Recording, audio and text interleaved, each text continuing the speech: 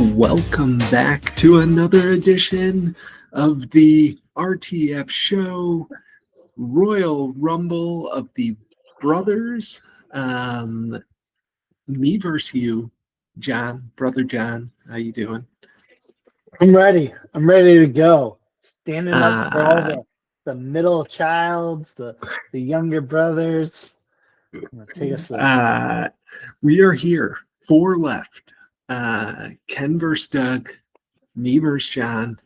This is what it's all about: destroying families, bringing families together.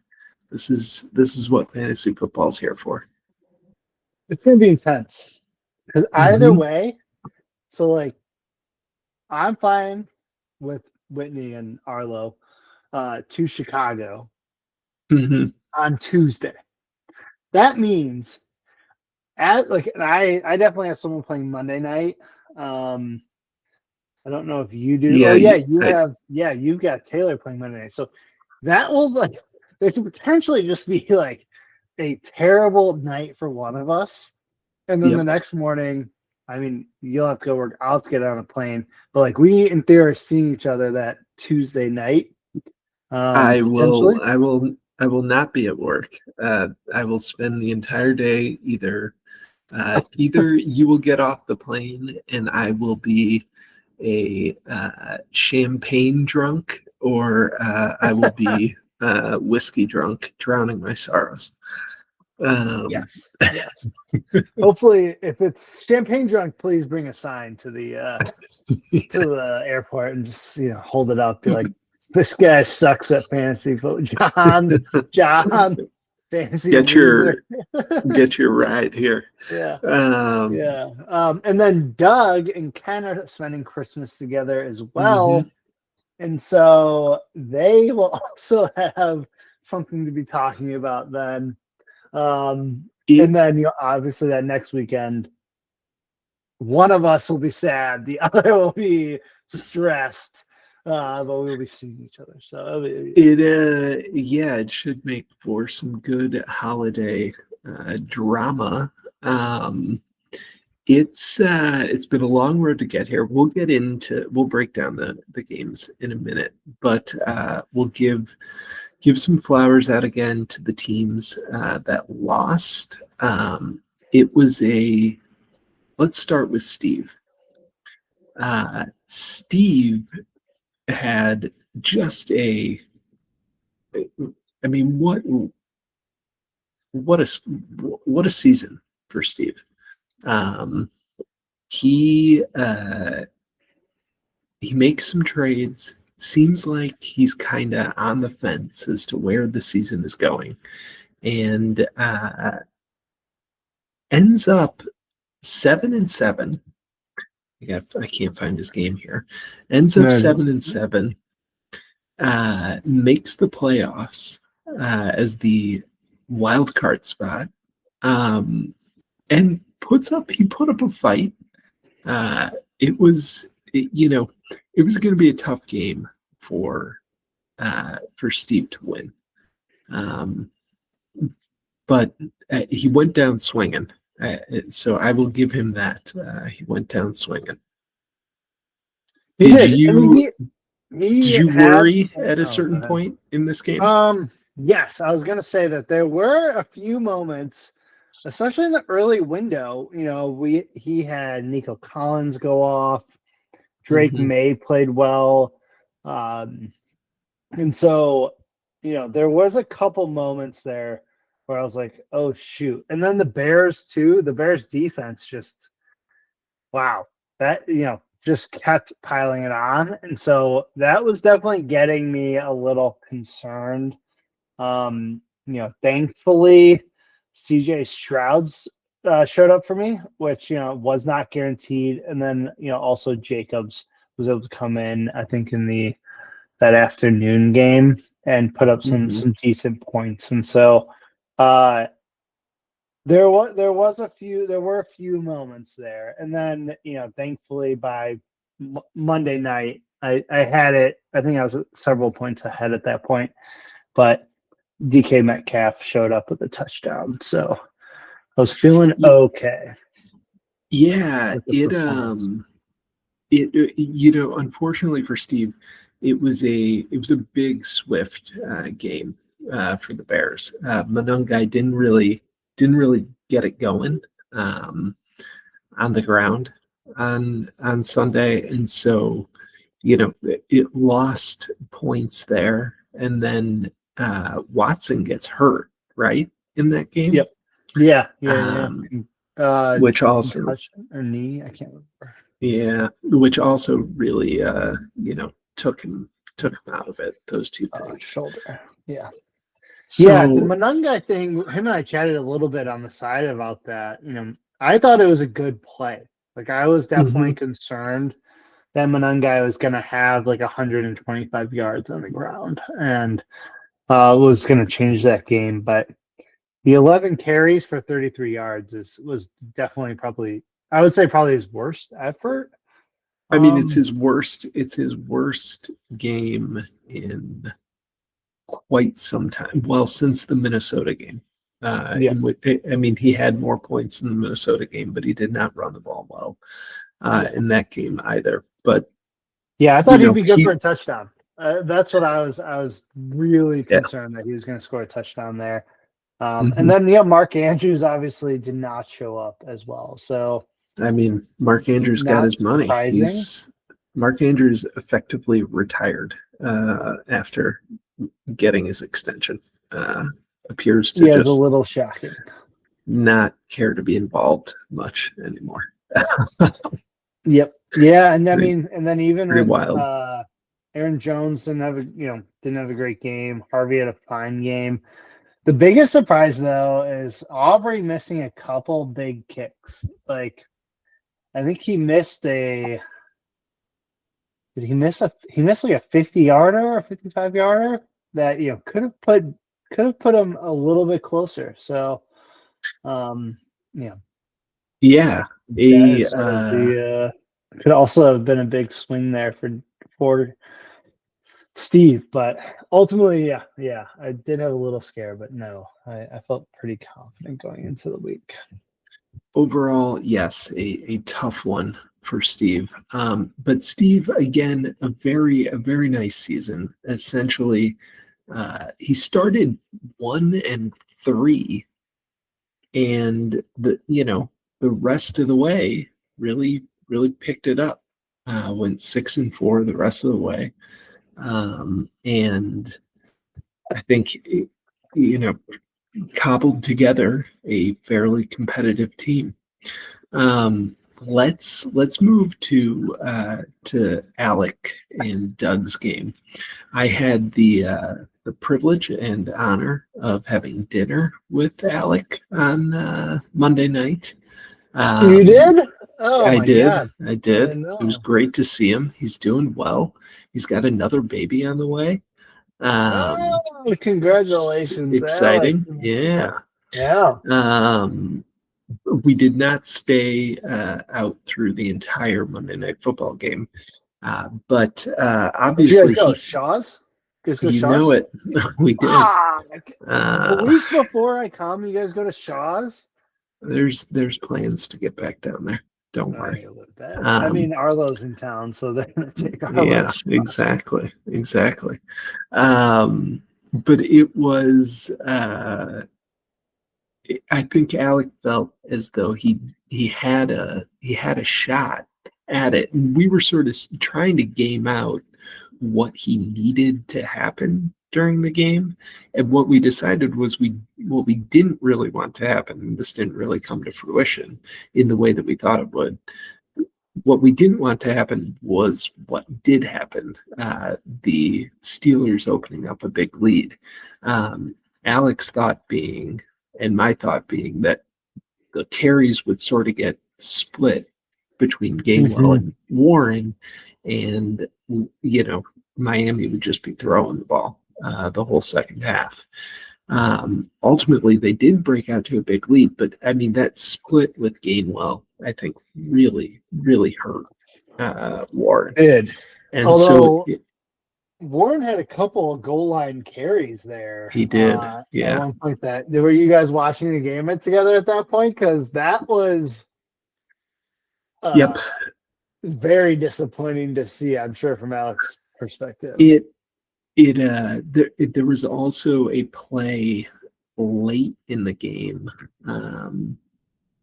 in which I believe Warren came up just short of a first down. That would have extended like the final, or not the final drive, but the drive before the final drive. And he came up, I think about a foot short. And that sort of sealed the deal for Alec there. He really needed him to get that first down and keep it alive. But an interesting season for Alec. Like, Alec is slow and steady, also goes 7-7. Sort of in the end, in a division that I think we thought would be a little more competitive, Alec kind of just walked away with it. Alec went 8-6, I should say. Yep. Alec ended up kind of just walking away with it. There weren't much contenders, too many contenders. He went 5-2 down the stretch to clean up the season, and it'll be interesting to see where Alec's team. He spent a lot of money this year, although I feel like he spends a lot of money every year. So it'll be interesting to see where he ends up this off season, what he tries to do. He's got a lot of question marks on his team, I think. Yeah, he had a great end of the season, and I think going into week 15, there's just like a number of unknowns and sort of disappointing developments on his team, particularly Tyler Warren, having Jones go down, and then obviously that offense just like did not move the ball very well under Phillip Rivers. And even looking back at Warren, like he's definitely cooled off in the last like 5 to 7 weeks or so from his hot start. But obviously that's a player that you're going to keep, and looks really, really good going into next season. And then a couple dart throws. I think last week when we were talking, we both said Jacoby Myers lock, and like how do you have Trevor Lawrence put up 45 fantasy points and I think throw 5 touchdowns on the day, rushing for one more, but throw 5 touchdowns, and Jacoby Myers ends the day at 71 yards. I think that is like, you don't foresee that happening if Lawrence is putting up 5 touchdowns. The other tough thing is, there's no world in which Alec was going to start Trevor Lawrence, but he was sitting on Alec's bench. Trevor Lawrence. He was. Yeah, you weren't going to start him, but it's just tough to watch those points pile up. Are Evans and Moore, right? Which also, like, Evans coming back from injury, and is he's just unknown, but obviously he had a big day. One of Baker Mayfield's favorite targets, but you just don't know how he's going to perform coming back from injury. And then DJ Moore, who's been disappointing throughout the season, ends up having his first big game of the season, and sitting on Alec's bench. But I don't think you sub him out you sub him in necessarily for any of the guys in Alec's starting lineup. So just a tough break for Alec. On the other side, Doug puts up a very disappointing day, I would say, outside of Bijan Robinson and Trey McBride. So I don't know where Doug goes from here. Oh, wait, I do. Doug goes to the semifinals, and then goes dumpster diving on the waiver wire, which we can get into. I think Doug has changed out half his team at this point, but yeah, we can get into that more once we start to look ahead. But two good games, I think, to start off the playoffs here. For sure. Sorry, my mouse died. Are you putting in a wired mouse or something right now? What's going on? Well, it's a like rechargeable mouse. There's not a pain in the Gotta ass. have that plugged in at all times, Mike. You gotta. This is the first time I've had to plug it in since I bought it, which was a while ago. So, all right, let's move on to the upcoming games, to the battle royale. Oh, before we move on to week 16. Oh, yes. We must just mention that we are amending Poles's claim when he first took over as GM. We're going to take the North, then give it back, and then take it back again and never give it back. So Bears on top again. Number one in yeah. What a turn of events for the Bears. They're obviously they played Cleveland, who sucks, but who had a good game against a division rival. That's a team they should beat by a big margin. And similar to, kind of what I had said about the Packers game, where I think in years past, that's a game that the Bears go out and just get smoked, right? And kind of get exposed. This was a game that the Bears should have won by a lot and should have run over this team if they're a good team. And they did exactly what they were supposed to do. They did it. I feel like in years past, this is a game that the Bears might have won, but they would have won like 12-9 or something. Yeah. They never just took control. I do want to shout out a couple other NFL teams here that our fellow league mates are fans of. Ravens just putting an absolute smackdown on the Bengals, shutting the door on their season, the Bengals season, and what seems to be Burrow's psyche and will to essentially be an NFL quarterback at this point.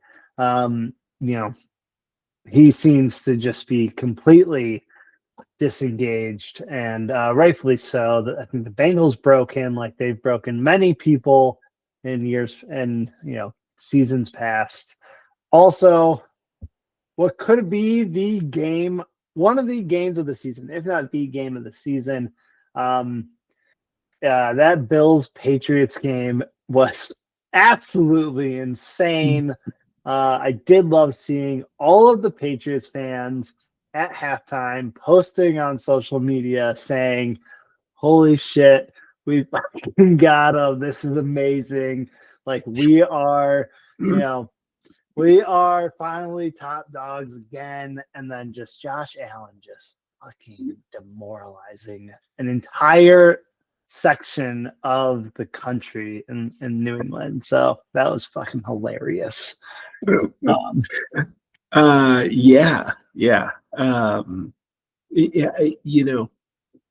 to see the Patriots get taken down a notch. I enjoyed that as well. Yes. And RIP to the Packers. Well, boss, you never love to see it. You don't love to see it. Tough. The injuries, but I do remember some Packers fans celebrating Cutler going down in the NFC North Championship game. So I'm just saying. And then our resident Steelers fan coming up big on Monday night to hold off the Raven, hold off Miami, but also to take a commanding lead in the AFC North. So that was pretty good to see. They are in the driver's seat for that division. I mean, pretty wild that Mike Tomlin is going to take a over the hill Aaron Rodgers and that Pittsburgh Steelers team to another winning season. It appears.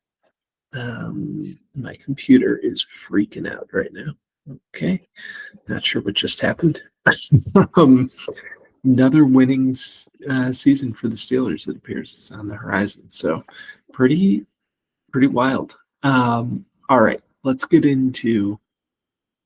Well, we got a bunch of injury news. Yeah, we're gonna limit the injury news to the teams that are still relevant. Let's run through it quickly, and then let's run through it quickly. I'll let you do it. Reading this, some of these are new to me. I did not know. So obviously Mahomes down. I did not realize Rice got a late concussion in that game. Rice got fucking destroyed in that game. He kept playing, but no, wait, that was 2 weeks ago that he got destroyed, wasn't it? I don't remember. He got lit up at some point. Oh, yeah, it was 2 weeks ago because all the memes of just like, Rasheed Rice finally learns what it means to get to get hit, blindsided, and get trucked. Josh Jacobs is still injured. CeeDee Lamb, I guess, is sick right now, but and then you've got Woody Marks had an injury in that game. Rome Odunze is still out. And then for Doug, I think most importantly, Devontae Adams, pretty bad hamstring injury. Seems like he's going to be out at least the remainder of the fantasy playoffs, which obviously crushes Doug. And then Tet and Pearsall, which Pearsall for you, and then Tet McMillan for Ken. Is that? Pearsall for Doug, Ted McMillan for Ken. Yeah.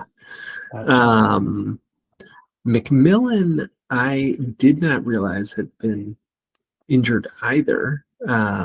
But he missed practice to open the week. So we'll see where he's at. I don't know, Ken's why don't we go to Ken and Doug's game first? Since Ken is under prep. Let's take a look at the waiver wire you want to do the waiver wire as we go through these games? Yeah, let's do it as we get into it. It's only Doug and you picked up people this week. So. Yes, so we'll talk about both of those. What do you want to do first? You want to do Doug and Ken, or you want to do maybe? Sure. Let's do Doug and that's fine. Let's do Doug and Ken. They're probably the only two people listening to this. So should we make them wait? Let's make them wait. Let's talk about us some more. Let's talk about us. Okay. All right. Let's make them wait. All right. The first battle we will talk about is the Rose Bowl. The Rose Bowl opens with the Decatur Staleys and is my screen sharing? Sure. Let's see it. The Rose Bowl opens with the Decatur Staleys in a state of complete disarray. We flew too close to the sun earlier this season and appear to have gotten burned, and things are now completely upside down. So, yes, I did go dumpster diving. I picked up 2 QBs.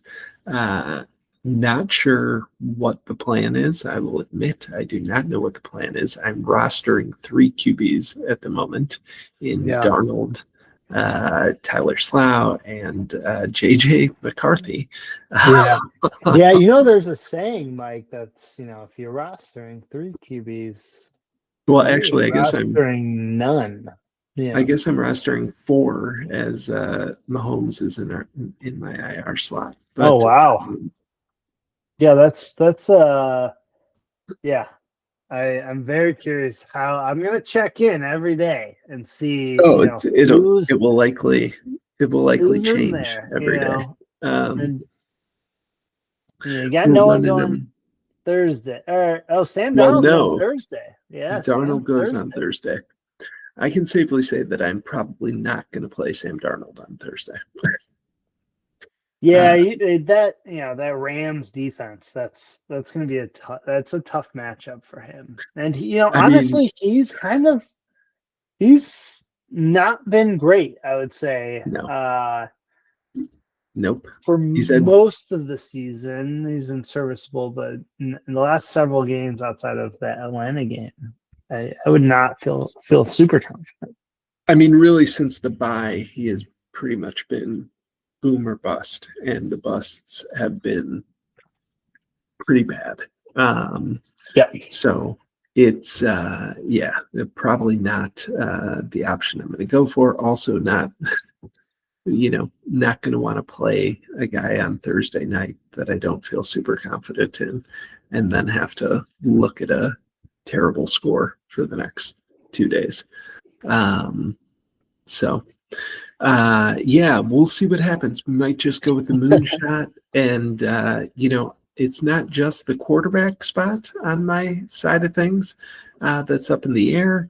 It is also the receiver slot. Not sure where T. Higgins is. I don't think he practiced today. Limited practice, which I guess is good, trending in the right direction. But the receivers have plagued me all year. Rashee Rice now in concussion protocol. I mean, the late edition of it does not give me much hope that he's going to play.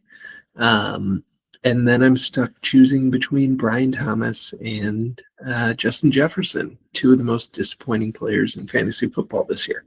So things are up in the air. I don't know where we're going.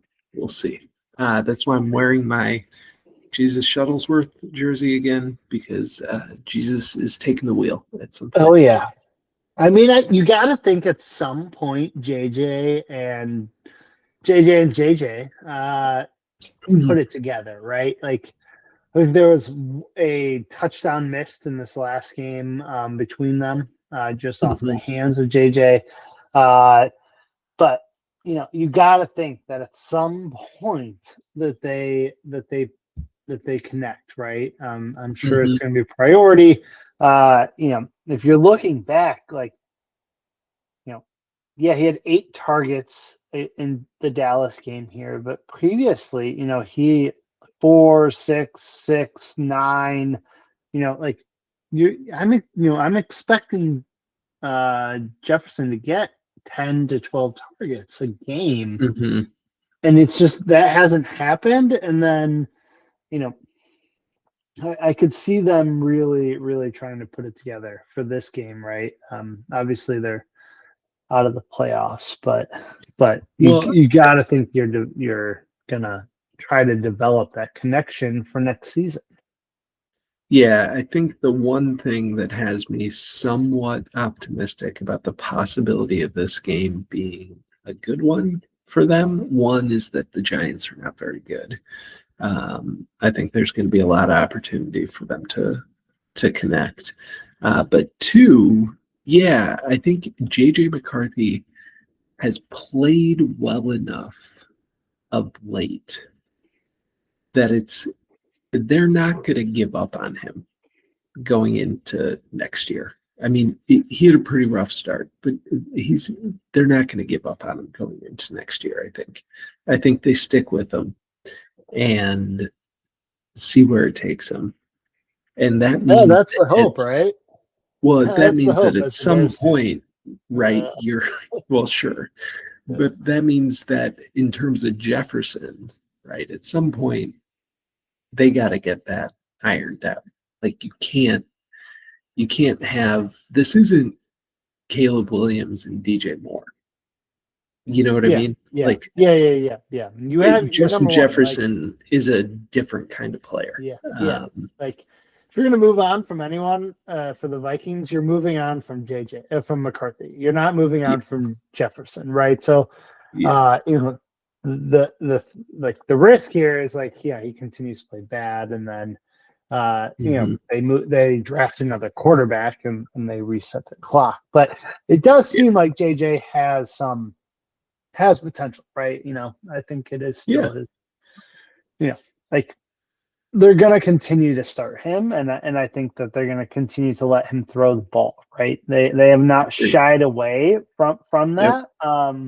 Yep. I think you could see 25 to 30 pass attempts in this game, which is plenty to get fantasy production out of him. So I could see that. I think right now, he's your best start for the players that are on your roster. Well, I don't plan to take any advice from you. I think Tyler saw that. I can't even say his last name. Shao? How do you say his last name? I heard people saying Shuck on ESPN or whatever. Yeah. He has not been too bad these last few weeks, and he offers rushing upside that intrigues me. So we'll see. The Jets are also pretty fucking terrible. So we'll see. We'll see which direction we go in. You got some dangerous players on your team, I will say. So, well, let's take a look across the aisle at your team. How are you feeling going into this? I have to imagine you're feeling all right, but how are you feeling? I am. I'm feeling fairly good. As long as Jacobs plays and CMC plays.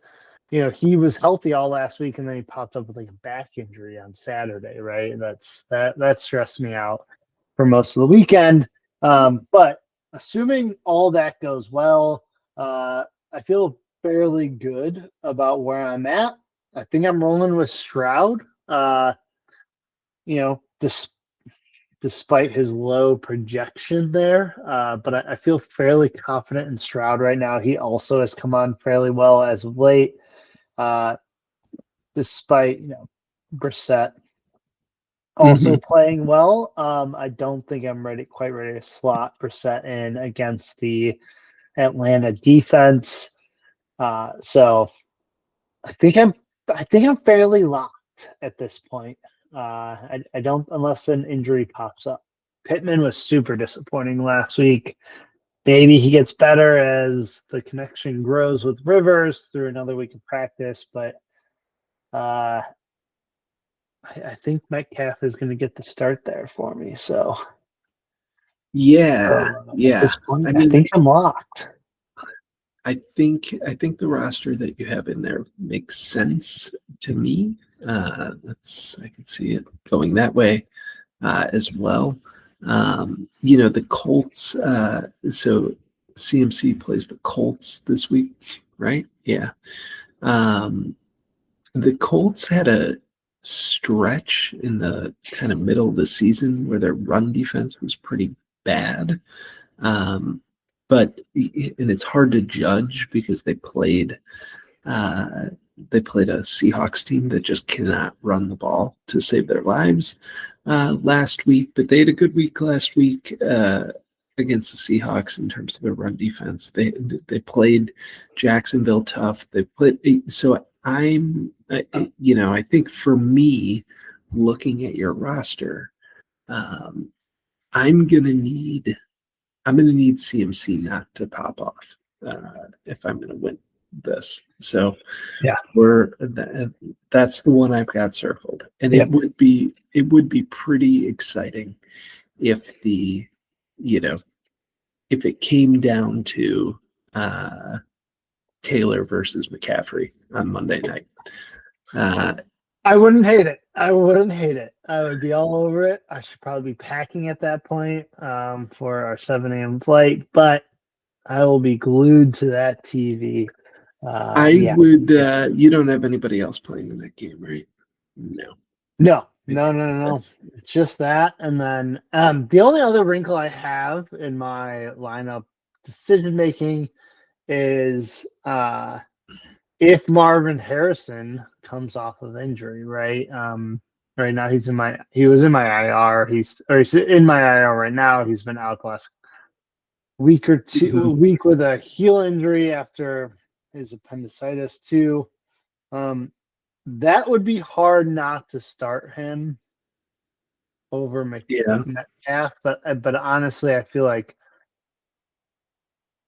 I might just have to start Metcalf regardless. He's been a little boomer bust, obviously, but in the last several weeks, it's been enough. Yeah, I mean Metcalf's been a boomer bust guy most of his career. I would say though that historically, obviously, Aaron Rodgers has fared pretty well in that dome in Detroit. Has played pretty well there. So I think you're probably banking on, it being a shootout. And we'll see. So, we'll see. Yeah. It's all right. Well, that's the Rose Bowl. That's the Rose Bowl. May the best Rose win. Yeah, my lineup could look very different by the time we get to Sunday. Yeah. All right. Let's talk about the Hoffs. The Hoff Bowl. The Hoff Bowl. Older brother Ken wins the number 1 seed, most points scored, best record, tied for the best record in the league. Team has really been on fire of late, and I think comes in kind of rolling into the playoffs. Doug, I don't know that I'd describe his team in the same way. I don't think so either. I think there might be another one for it. What is Doug? So Doug made some pickups. What was Doug's waiver wire looking like? Oh my God, he bonanza on his part. Picks up Michael Carter. Drops Shador Sanders, which maybe you pick up Shador Sanders. Which maybe he's coming back and he's in line to be the workhorse, as it says, right? He had Carter had 14 carries on a 56 yards, not terrible, but got some passing work. So you could see Carter producing for Doug. He also picked up Darren Waller after that hot game against the Steelers, and then picked up Jalen Coker and Romeo Dobbs, which honestly could be a fairly sneaky good pick up on his part, and then drops the Browns for the Ravens, which obviously feels like a little bit of a homer move on his part. But the Ravens are historically a very good defense. They are playing. Who are they playing this week? New England. New England. In or at home. They play New England at home. I can see it being a low-scoring game, but that feels like a risky move, Doug. He's also got the Chiefs on his. Or no, sorry, I'm looking at your roster. Does he have anyone else on the any other defense on his roster right now? Or is he rolling with the Ravens? I do not believe so. Looks like he's rolling with the Ravens. Okay. Rolling with the Ravens at the moment. I am, the Devontae Adams injury, obviously, I think, is a killer for him. Yeah. Adams likely not to play. Adams has been a touchdown machine this year. He's the number 6 overall wide receiver in fantasy football this year. He's been amazing. Having to sub in Jalen Coker and then having Jalen Waddle playing with not even Tua, playing with their backup, maybe that helps Waddle. He's going against Cincinnati. That defense is god-awful. But I do not envy the spot that Doug is in. Wait, both. What? Tua's not playing? Tua was benched today. Oh, I missed this. What? Tua not even benched and moved to the backup. Tua is their 3rd string quarterback going into this week. What? You had not heard that? No. Yes. No. I mean, they came out. They go on like a 5-game win streak. Like, weren't they? Came out earlier today. You can see this is not what I heard, that this depth chart, but Quinn Ewers is the starter. Tua will be, relegated to emergency duties. He will act as the 3rd string quarterback in Sunday's game.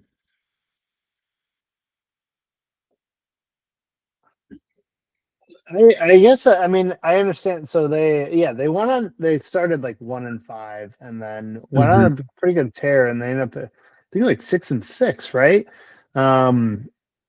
But wow, that's somewhat shocking. I mean, that they would. Tua, I guess you want to see who you got.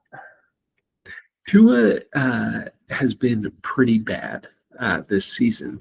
It's interesting to me that this comes, I guess it's let's see who we got. But, Tua that was not his worst game of the season on Monday night. So I don't know. Yeah. But I think that throws a wrinkle in there for Jalen Waddle. That'll be fun to watch as well. So will he get a ton of question marks. Yeah, that's shocking. Yeah, will they even keep Waddle in for more than a half? They're gonna let the 3rd, 4th string wide receivers take over. Interesting. Looking back on Doug's team, he started the season with Waddle and Adams as his 1-2 wide receivers. So he kind of stuck with them all year, didn't make a move to go out and get a wide receiver before the trade deadline, sort of stuck with it, obviously, with Adams playing well, but didn't go out and get someone to sort of step in for Waddle. Kind of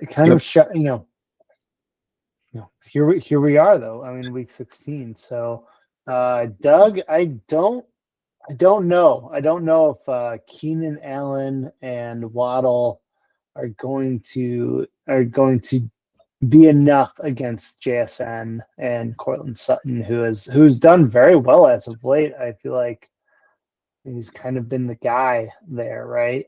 Getting double-digit targets in the last 2 weeks, getting some touchdowns, and so I can see Sutton, continuing that sort of late season production.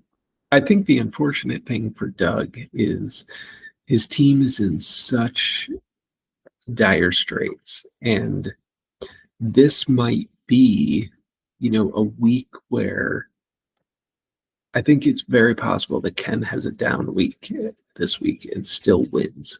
There's a lot of tough matchups across the board for Ken's team. That Jacksonville defense is pretty good. The Seattle LA matchup, that Rams defense is pretty good. It comes on a Thursday night off a short week. It'll be interesting to see what happens there. He's got to start Woody Marks, who maybe Ken started him 2 weeks ago. I don't recall. But, Woody Marks isn't exactly the guy that like Ken doesn't have a super deep bench, I think.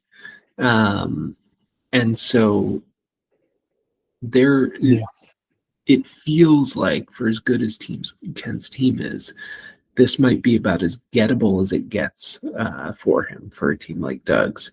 But it just Doug is in some dire straits right now. Having to pull Michael Carter is that's rough. That is maybe it's the move that the team of destiny needs to make, and he made it. I do think that I mean, Ken, you're relying on Hurts to show up as as he can, but also, as we've seen this season, is not necessarily the fantasy sort of sure thing that he has been in years past. And then Gibbs obviously also having a huge game. Assuming Gibbs has a huge game, it's great. And then Breece Hall has been awful. He's been absolutely awful this season. He's got 2 touchdowns on the season, 1 rushing, 1 passing.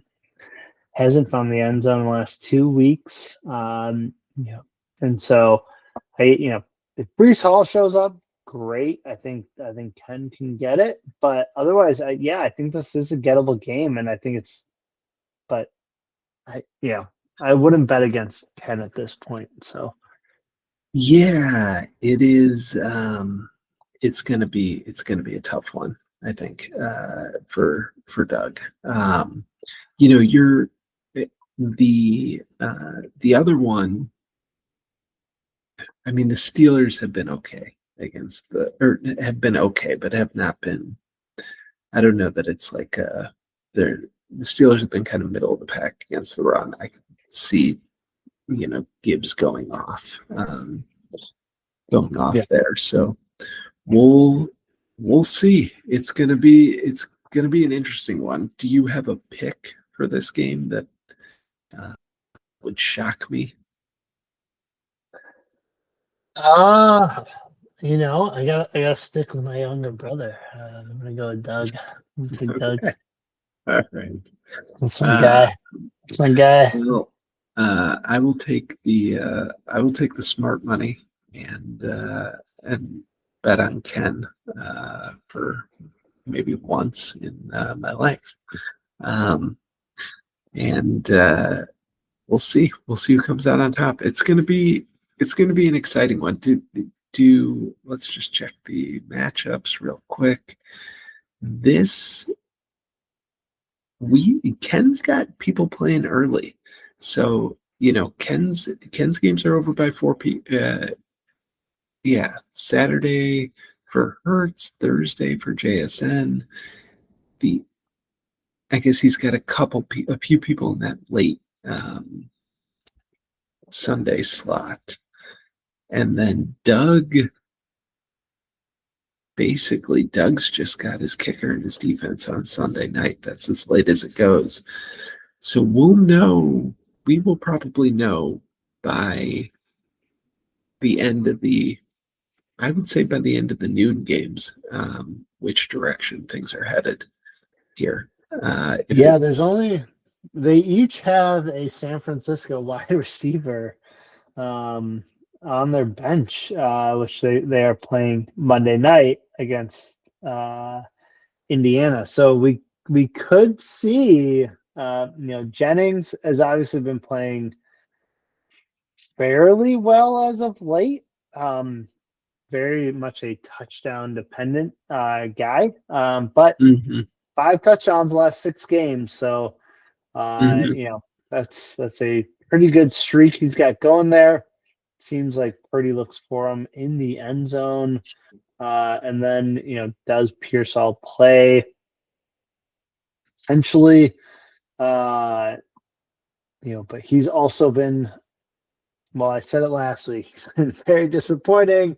Ended up showing up with 12 fantasy points last week, which, certainly would have helped Doug's, stress levels going into that Monday night. game, but if he had started him, but we could in theory see some late changes that Hail Mary throws by either of these players to sort of bank on a Monday night miracle to get them over the hump. Unfortunately, it does not sound. It seems like it's very unlikely that Pearsall is going to play. Okay. With Ken, it's mostly it's going to rely on injury. I would imagine.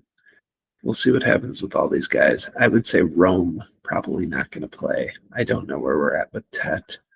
And yeah, Woody, there are Jennings in there for Woody, potentially. We could see that in the Sunday afternoon game. Does he hit the panic button if he's down a lot and summon Jennings? That would be fun to see. That would be fun to see. All right. Well, we made it. It's the semifinals. We're cooking with gas now, or at least some of the teams are. Mine's just trying to huddle around the fire and stay warm. Yeah, I mean, I would love to see what the, if you had kept Kelsey and traded Ferguson and kept Dak and traded Mahomes, would you be feeling better right now? Not so much with Kelsey, because he obviously is now. The Kelsey. No, I don't think the Kelsey piece of it would have moved things at all for me. The Dak instead of Mahomes. I mean, obviously, I'd be feeling better in the sense that Dak's still playing this season. But I don't know. I don't know. But Mahomes is having a good year. I don't regret moving Dak. I had to move one of them. They both had the same bye week. I don't have a big regret around that. My season, if I lose, people can make as much hay of the Kelsey trade as they want if I lose. But the real reason this season's going to come to an end, likely this week, is Justin Jefferson and Brian Thomas Jr.